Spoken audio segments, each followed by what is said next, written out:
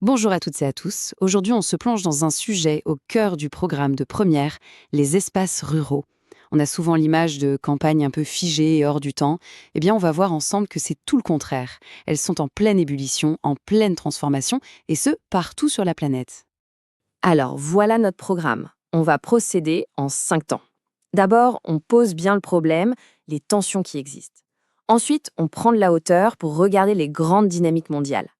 Après, on va zoomer sur un exemple très concret, les Cévennes. Puis, moment très important, on se prépare pour le bac avec un point méthode. Et enfin, on fera le bilan de tout ça. C'est bon pour vous? Allez, on y va. On attaque donc avec notre première partie, un monde rural sous tension. L'idée ici, c'est de bien cadrer le sujet et de comprendre la question de fond qui se pose aux géographes aujourd'hui.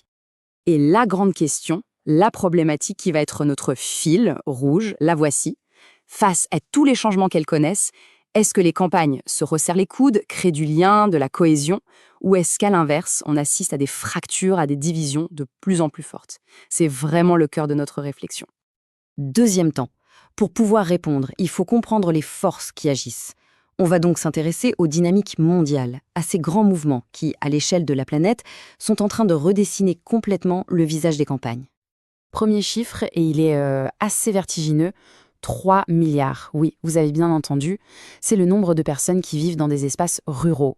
C'est juste énorme, ça représente près de la moitié d'humanité, avec une concentration massive, on s'en doute, en Asie et en Afrique.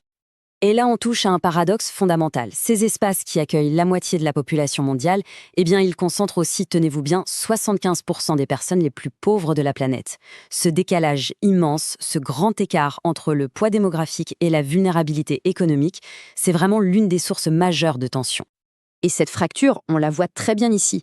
D'un côté, l'agriculture qu'on appelle vivrière. On cultive pour se nourrir, pour nourrir sa famille. C'est souvent à petite échelle, très manuel. De l'autre côté, l'agriculture productiviste. Là, on change complètement de monde. Des machines immenses, des rendements très élevés, une production qui est pensée pour le marché mondial. Ce sont deux planètes agricoles qui coexistent, et bien souvent, qui s'affrontent pour l'accès à la terre et à l'eau. Tout ça nous amène à un concept absolument clé, la fragmentation. C'est un mot que vous devez maîtriser. Qu'est-ce que ça veut dire? C'est l'idée qu'un territoire se morcelle, se divise en morceaux qui ne communiquent plus très bien entre eux. Pensez par exemple à un nouveau lotissement qui vient manger de la terre agricole, ou à ces quartiers résidentiels un peu fermés qui se développent à la campagne. C'est ça la fragmentation. Une séparation dans l'espace, mais aussi entre les groupes sociaux. Bon, après la théorie et les grandes échelles mondiales, on va passer au concret. Troisième partie, notre étude de cas sur les Cévennes. On va voir comment toutes ces dynamiques se traduisent sur un territoire français. Cette citation est vraiment importante. Pourquoi? Parce qu'elle nous dit que les Cévennes, ce n'est pas juste de la nature sauvage. Non. C'est un paysage qui a été façonné, entretenu, littéralement sculpté par des générations d'hommes et de femmes. C'est ce qu'on appelle un paysage culturel, le fruit d'une interaction constante entre l'humain et son environnement. Et ce processus, qui consiste à transformer un espace en patrimoine officiel, ça porte en nom la patrimonialisation. Notez-le bien. Comme on le voit sur la frise, ça ne s'est pas fait en un jour. C'est une construction lente qui s'étale sur des décennies. La création du parc national en 1970, la reconnaissance par l'UNESCO en 1985 et l'inscription au patrimoine mondial en 2011. C'est une vraie construction politique et culturelle. Alors, qui sont les acteurs de cette patrimonialisation? Eh bien, c'est tout un écosystème. On a bien sûr l'État, le parc national, des acteurs très officiels. On a une organisation supranationale, l'UNESCO. Mais on a aussi, et c'est crucial, les acteurs locaux, les habitants, les éleveurs, les professionnels du tourisme. Et évidemment, tout ce monde n'a pas toujours les mêmes intérêts. Il y a des négociations, parfois des conflits. C'est ça aussi la géographie. Analyser ce jeu d'acteurs complexe à différentes échelles. Allez, quatrième partie, on passe en mode préparation au bac. Parce que connaître son cours, c'est la base, mais savoir l'utiliser correctement le jour J, c'est ça qui fait toute la différence. On va donc décortiquer ensemble la méthode de l'analyse critique de documents. Cette méthode en 4 temps, c'est un peu votre boîte à outils pour le bac. Il faut que ça devienne un réflexe. 1. Je présente le document, sa carte d'identité en quelque sorte. 2. Je le contextualise, je le replace dans son époque et son lieu. 3. J'analyse, c'est-à-dire que je décortique le message, je cherche l'information. Et 4. L'étape le plus importante, je critique, je prends de la distance, je me demande quel est le point de vue de l'auteur, est-ce qu'il y a des non-dits, des limites.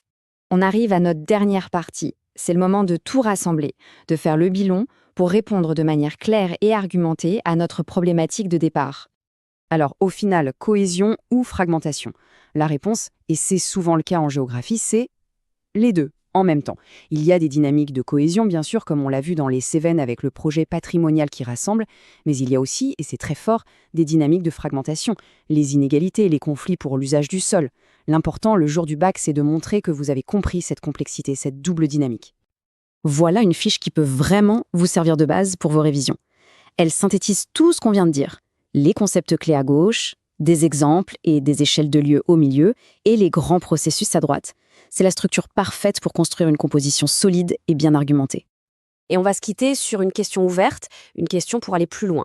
Finalement, la campagne, est-ce que c'est juste l'arrière-cour des villes, une simple périphérie, ou est-ce que, face aux crises que l'on connaît, c'est là que s'invente une partie de notre avenir?